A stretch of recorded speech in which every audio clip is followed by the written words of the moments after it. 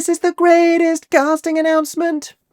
I mean, it's pretty good. Oh my god, hey, welcome back to my theatre-themed YouTube channel, or hello to those of you listening on podcast platforms. My name is Mickey Jo, and I'm obsessed with all things theatre, and today we're going to be talking about one of the most exciting and high-profile new musicals opening in 2026. I am talking about the stage adaptation, finally the long-awaited stage adaptation of Disney's The Greatest Showman. Bucking the trend of many of Disney's most substantial previous stage adaptations, this show is going to be opening in the UK first, just like Hercules, and just like Mary Poppins before it is having a regional world premiere production at the Bristol Hippodrome before making its way to London. This all happening in early 2026, that much we already knew. Now we finally have the more specific dates, information about when tickets are going to be on sale, as well as the all-important casting announcement, which, as well as obviously letting us know who is going to be appearing in the show, gives us a little bit of a sense of how Disney is adapting this major film property for the stage. And amidst some criticism of their most recent stage venture Hercules, and with considerable time since Disney last brought a new show to Broadway,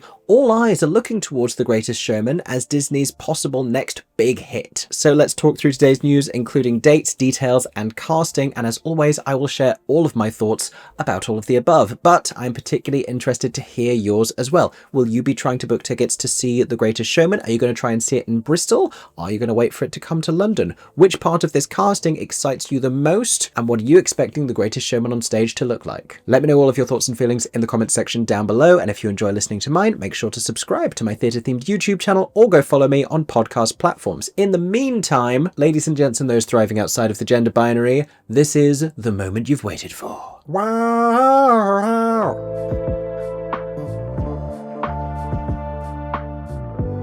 Okie dokie, we have a press release here. One of the first things I noticed about it is actually the new artwork. I can't spell showman, apparently. I'm searching for The Greatest Snowman. That's not what we want at all, though it does sound like a lovely holiday show. New artwork. This is, I think, the first real unveiling of what the artwork is going to look like for the stage presentation.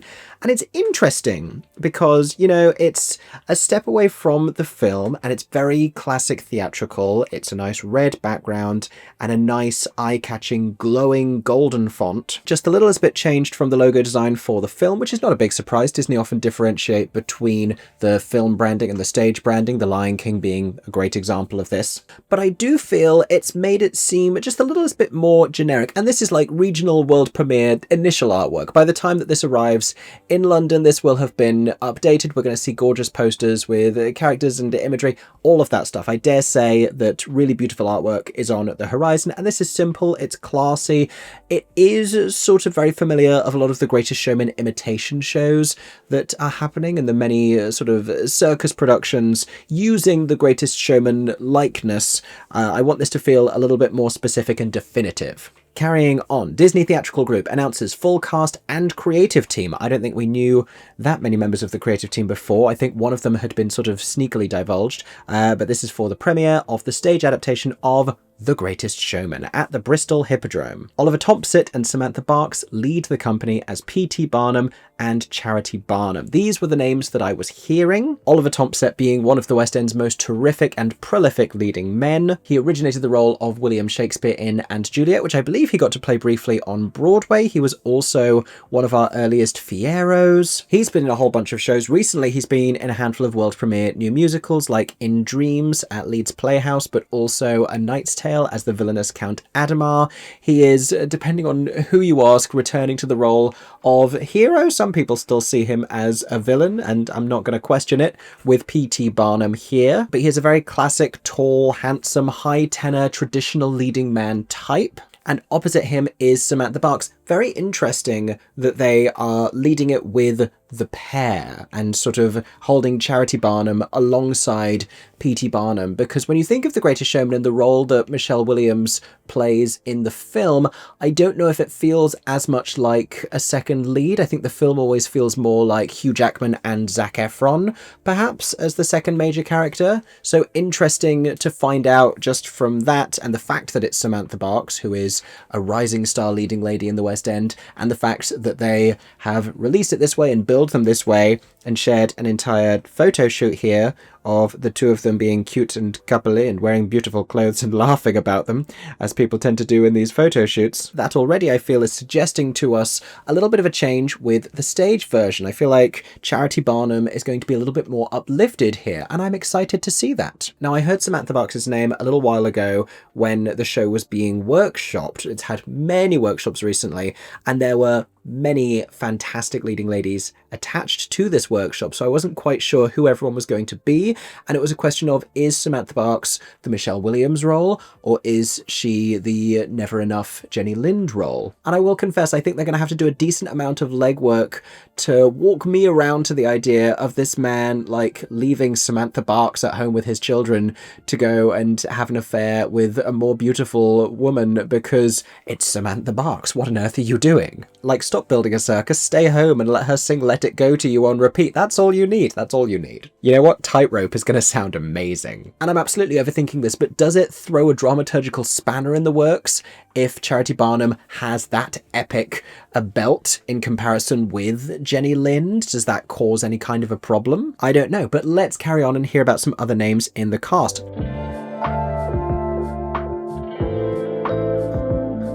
Lorna Courtney is going to be playing the role of Anne Wheeler. This is the Zendaya role in the film, opposite Ben Joyce as Philip Carlyle. Do you know what? Gun to my head, I could have been doing trivia somewhere. You could not have asked me to tell you the names of other characters in this film. I know the ones who also exist in the musical Barnum, which I have seen a couple of times.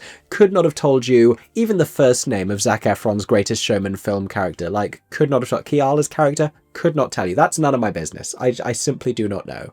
Apparently he's called Philip. Anyway, Ben Joyce and Lorna Courtney are playing this younger set of lovers. Lorna Courtney, who was also in *And Juliet* on Broadway. In fact, she was the original Broadway Juliet in that company and is now appearing off-Broadway in *Heathers* as Veronica Sawyer. So very exciting for her to be heading to the UK to star in the world premiere of a new Disney musical. She's doing great things. Good for you, Lorna Courtney. And I'm very excited to see her on stage because I've not yet had the privilege. At least I don't think I have. I'm sure I saw a different Juliet when I saw *And Juliet* on Broadway. I think she'd already left. Ben Joyce, meanwhile, I have seen several times on stage, and I had heard this rumoured because the rumour was that he was maybe attached to play Emmett in the Legally Blonde tour, and then maybe The Greatest Showman happened, and no shade on the Legally Blonde tour, but this is world premiere new Disney musical heading for the West End. It's a bigger show to be a part of, even if his in-real-life partner Amber Davis is leading the Legally Blonde tour. But Ben is not working for Disney for the very first time because he just recently played Quasimodo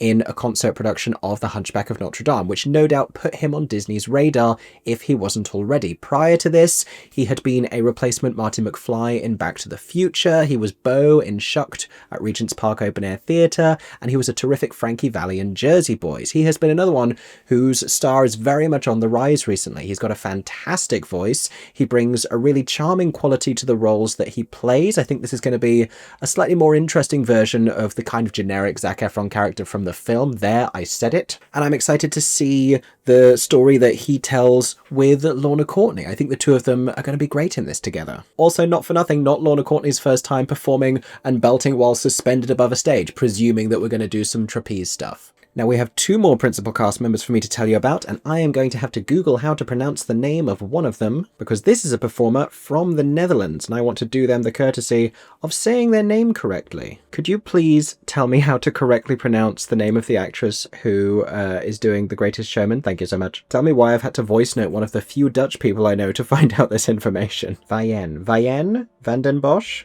That's what we're going with. Vijen van den Bosch is going to be playing the role of Jenny Lind. This is a performer from the Netherlands, but like many performers from Europe, has worked in a handful of countries. She is currently starring as Elsa in Frozen in the Netherlands. She has also been Eponine in Les Miserables. She has, of course, been Elphaba in Wicked, as well as Jane in Disney's Tarzan, those two productions having been in Germany, I believe. And as a voice actor, she has also given voice to multiple Disney princesses in European languages. She has been the singing voice for Mirabelle and Vaiana, which is the European name of Moana, if you know why. Then you know, but she is going to be playing Jenny Lind and presumably belting out Never Enough. I think it was I think this was the one song that wasn't explicitly mentioned in the interview that Baz Bamigboy did for Deadline when they were talking about adapting the show to the stage. They named almost every other song except Never Enough, and it got me incredibly nervous. But you don't cast an Elsa who is also a former Elphaba without having them sing Never Enough. Like, that's got to be a part of the show still. And interestingly enough, it does imply that Mr. Barnum is cheating on one former Elsa with another Elsa. This is a great example of Disney working with performers from around the world who they have worked with previously, because Samantha Barks was of course London's Elsa in Frozen, and now Vienne is currently Elsa in the Netherlands. It also means we're getting a Jenny Lind who is European. She is not specifically Swedish, but I'm already enjoying the fact that this cast is bringing talent from around the world. Lorna Courtney from Broadway, a lot of West End performers, and now a Dutch performer to one stage together. I think that's really exciting. Finally then, another Disney alumnus, Melinda Paris, is going to be playing the role of Letty Lutz. Once again, gun to my head, could not have told you the name of this character, but this is the Keala Settle bearded lady character who sings the iconic breakout song This Is Me. And if we know one thing, we know that Melinda Paris is going to sing the hell out of this song and give us a fantastic performance, as she has done previously. She has already shared a role with Keala Settle because they have both played the nurse in And Juliet, so there is form for this. More recently, Melinda has appeared in The Little Big Things at Soho Place and is currently starring in Disney's Hercules at Theatre Royal Drury Lane, which is rumoured to be the ultimate destination of The Greatest Showman. I don't know if that has explicitly been said. I can't remember what it is that they have revealed and fully said and what it is that I have just speculated so many times that I feel like I've spoken it into existence. But the writing is essentially on the wall that it's going to Drury Lane, if that's not yet been confirmed. Melinda is currently playing one of the muses, which speaks to the vocal prowess. I think this is terrific casting. I'm excited to see it. I'm excited to hear it. And I am glad that this role in particular and this song and this story can still be performed by an actress of colour. I think that that is important with the kind of narrative that we're talking about here. And I do want to talk about diversity for a second, because I've mentioned lots of performers from different countries around the world. I had heard for a time that there was a rumour Disney was workshopping this for years in New York with Joshua Henry as P.T. Barnum, which would have been really exciting, if only because I think Joshua Henry is extremely talented. I am also mindful of the fact that while it would have been really fantastic to see these roles which were white on screen reinterpreted and made available to a wider array of actors, you do also have a racial component of the plot, which is the storyline between the Zac Efron character and Anne, the Zendaya character. She is canonically a black woman, he is canonically a white man, and had Barnum been played by an actor of colour, that may have confused that plotline a little bit, and also would have kind of necessitated a little bit of reconfiguration of his entering into business with Philip. Like, if he's willing to go into business with Barnum but he's not willing to be seen with Anne, then it sort of confuses it all a little bit there.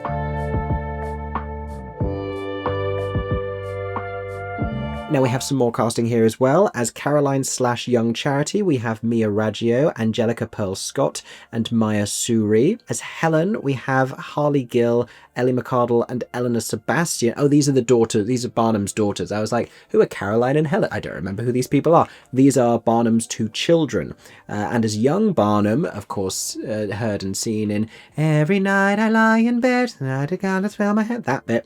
We have, Max Bispham, Joel Tennant, and Clark Young. Max has just recently finished becoming a viral TikTok sensation as one of the young performers, the brilliant young performers in 13 Going on 30. If you saw my rehearsal room visit to that show, then you heard him singing the role of young Matt. He was the one who then went viral on TikTok singing, "Wanna travel the world and take pictures, but I'm stuck here because I'm 13. He's going to be a great young Barnum. I am not surprised that they snapped up his talent. And we also have an alternate P.T. Barnum and a stand by Anne Wheeler. Alternate P.T. Barnum is going to be the fantastic Josh St. Clair, currently working with the same director, Casey Nicholaw, over in 50 First Dates in London. Go and check him out in that if you haven't already. It also references Disney an awful lot, so if you're excited about The Greatest Showman on stage, go see 50 First Dates. And as stand by Anne Wheeler, interesting that she has a standby who doesn't exist in the ensemble. I'm not quite sure I understand why that is, but the fantastic Katie Tonkinson, who I enjoyed very much as Bonnie on the sadly cut short UK tour of Bonnie and Clyde. That is intriguing though, that she explicitly has a standby. Usually you will see this in roles where the cover for a performer doesn't necessarily fit the demographic of the ensemble. Elder Cunningham in the Book of Mormon has often had a standby, but then again so has Elder Price. Elphaba and Glinda both have standbys. Curious that Charity and Jenny Lind don't seem to, but Anne Wheeler does. I wonder if it's to do with the physicality of the role. Maybe there is going to be an awful lot of trapeze. I don't know. From my recollection in the movie, she pretty much just sings on Rewrite the Stars. But speaking of that ensemble, here they are, and we have an awful lot of performers. Derek Idu, Cornelius Atkinson, Matt Bateman, who is going to sound sensational, as he always does. Nikki Bentley, yay for you, Nikki Bentley. Courtney Brady, I'm already thinking about who is covering who, and who is covering these principal tracks. Thea Bunting, Amara Campbell, Jonathan Corden, Angus Good, Raisha Higgs, Barney Hudson, Annie Knight, Nathan Louis Fernand, Liam Marshallino, Aisha Maynard, Susie McAdam, Emily McCarthy, Will Meager, Michael Patterson, Stuart Matthew Price, fantastic, Emil Ruddock, oh, amazing, Annie Southall, Zoe Schubert, with Abigail Clymer, Bobby Cookson, Katrina Dick, Zach Guest, Georgie Hutchinson, Fallon Mondlane, Stephen Rowley, Jess Smith, Blake Took, Santino Zapico as swings.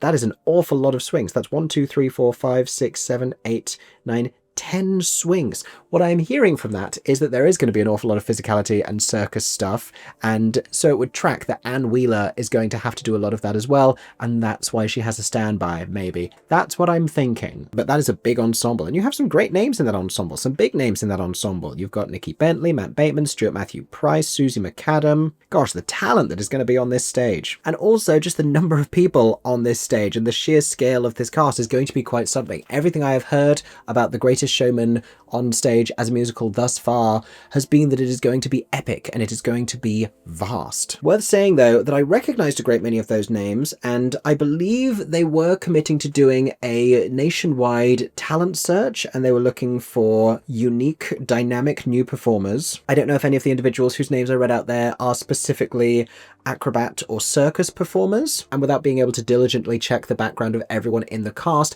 I have seen a little bit of backlash around the idea that there is not a lot of disabled representation, and the one explicitly disabled character from the film doesn't seem to have been retained for the stage version, which I dare say is an attempt to sidestep Barnum's more nefarious legacy with that particular character. I'm talking about the character of Charles Stratton, who was dubbed Tom Thumb, and I think there is certainly room to criticize an adaptation of the Barnum story that doesn't feature any disability representation. At the same time, there is as much room to criticize adapting a Barnum story for the stage at all, and I think the prevailing wish for a lot of people has been to just make this about a fictional proprietor of a fictional circus, because tying it to some very sanitized version of his actual history just makes it a little bit harder to support, especially for the disabled community. And inherently any version of The Greatest Showman is, within the title alone, glorifying him to such an extent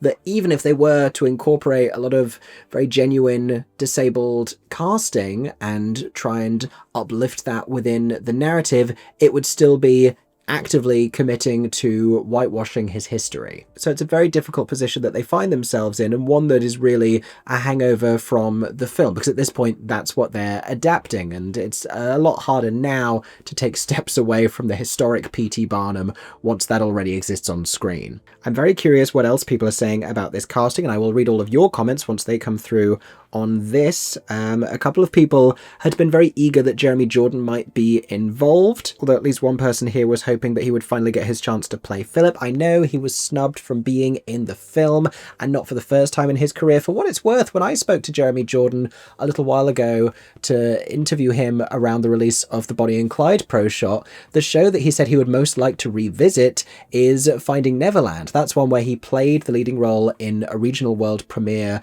and then didn't get the chance to on Broadway because it went to Matthew Morrison. So if you're going to manifest anything for Jeremy Jordan, let him play J.M. Barrie again, for which he is definitely definitely more age appropriate than Philip in The Greatest Showman. And some people wanted him to now be P.T. Barnum in The Greatest Showman. Perhaps he will be if the show is a big success in the West End and then heads to Broadway, which I dare say that it might. I can think of few other shows that would be grand and gorgeous and successful enough to evict Aladdin from the New Amsterdam Theatre than The Greatest Showman.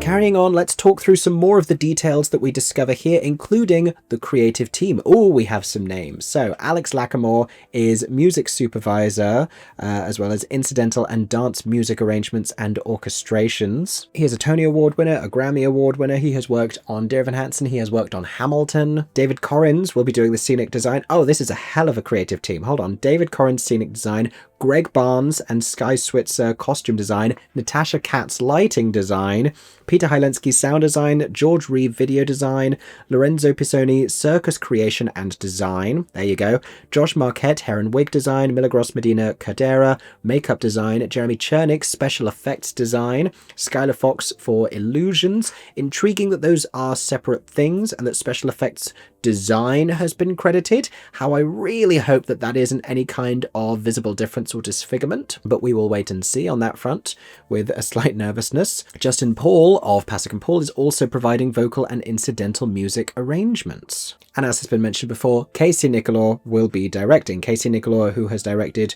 previous Disney property Aladdin. And we have a statement from here as well. He says, "It's an absolute joy to finally share our incredible cast with the world, led by the brilliant Oliver Thompson and Samantha Bucks." There you go, the two of them build together once more.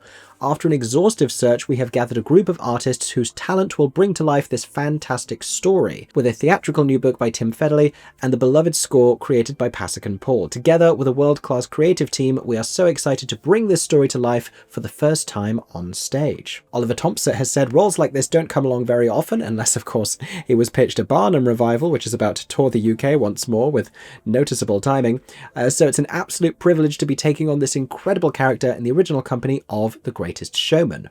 I'm so very fortunate to be surrounded by the most brilliant cast and can't wait to begin the creative process with Casey and the team in the rehearsal room. Samantha Barks added, "I'm thrilled to be rejoining the Disney family to play Charity Barnum." She said, "You better remember that I am still and will always be a Disney princess. Nay, a Disney queen. There is something utterly magical about The Greatest Showman. The songs have become instant classics, that they have, and I'm so excited to partner with Ollie to bring this incredible couple and their enduring love to life on stage." And they're going with the tagline, "A million dreams, one glorious new musical." That's quite compelling. Leave what's real behind and be the first to experience the stage production of The Greatest Showman. Based on the global movie phenomenon, this brand new musical comes to the Bristol Hippodrome in spring 2026 for a strictly limited season. But how limited and when exactly in 2026? Well, let me tell you, because we finally have the specific dates. So the production premieres at ATG Entertainment's Bristol Hippodrome, which is a gorgeous regional theatre and a very big one, from the 15th of March to the 10th of May 2026. That is just under 2 months.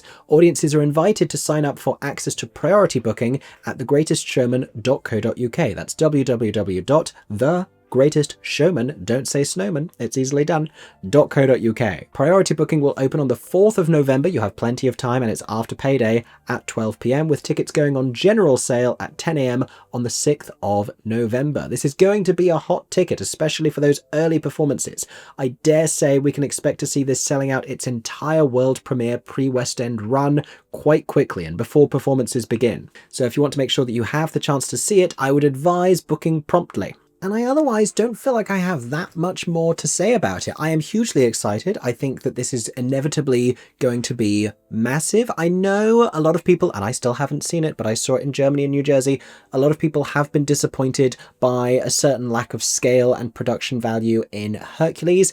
I don't think that's going to be the case with The Greatest Showman. I think they are building it in the UK, not because it's not Broadway caliber, but because they want to get it right and it's cheaper to develop over here, frankly, with how expensive everything is at the moment on Broadway. I think they also learned with Frozen, when they opened it on Broadway, tinkered with it as it toured around the US, and then opened the production they'd wanted all along in London and filmed that production for posterity, that it's maybe better for them to fix the show before Broadway and not use Broadway as the kind of the testing ground. So they're going to do that in London instead. And Hercules, it seems, has always been destined to be something of a filler production to keep Theatre Royal Drury Lane warm while they wait. But so much about The Greatest Showman on stage, I think, is inevitably going to be very popular, going to be very successful. It's like Paddington the musical. I think this could be, to a certain extent, disappointing, and it would still manage to be a hot ticket for a long time because it was such a big phenomenon. Not immediately,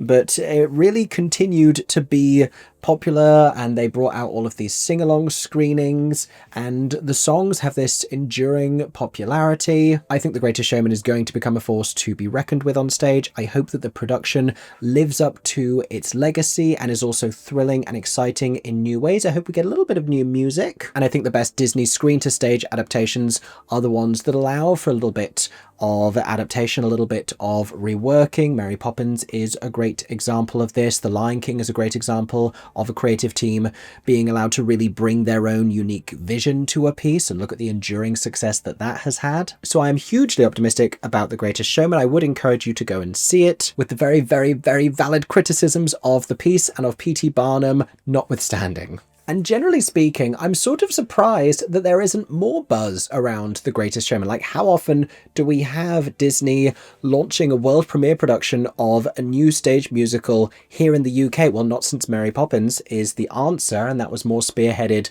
by British producer Cameron Mackintosh, but also it's gonna be vast. Why are we not being more buzzy about this? Why aren't more people talking about this? I think this is going to be one of the most exciting openings in the UK in 2026. And I am of two minds as of right now as to whether or not I plan to go and see it in Bristol to try and report on like the nature of the production without reviewing it prior to its arrival in the West End, or if I let them go and do that over there and I just review it when it comes to London. I don't know. What do people think? Would you like me to go and see it in Bristol and talk about it? I am open to doing so. I didn't chase The Devil Wears Prada down to Plymouth, but I have seen a lot of other regional world premiere productions, and truth be told, I'm very excited about The Greatest Showman, and I don't know that I have the patience to wait for its West End arrival. If you want to hear every update that I have about the show between now and then, including a possible sneaky little visit down to Bristol, maybe I'll go in disguise, make sure you're subscribed to my theatre-themed YouTube channel with the notifications turned on, so YouTube lets you know every time I post a new video, or go follow me on podcast platforms. In the meantime, thank you so much for listening to my thoughts about the casting announcement for The Greatest Showman on stage. Share all of yours in the comments section down below, and as always, I hope that everyone is staying safe and that you have a stagey day. For 10 more seconds, I'm MickeyJoTheatre. Oh my god, hey, thanks for watching, have a stagey day. Subscribe!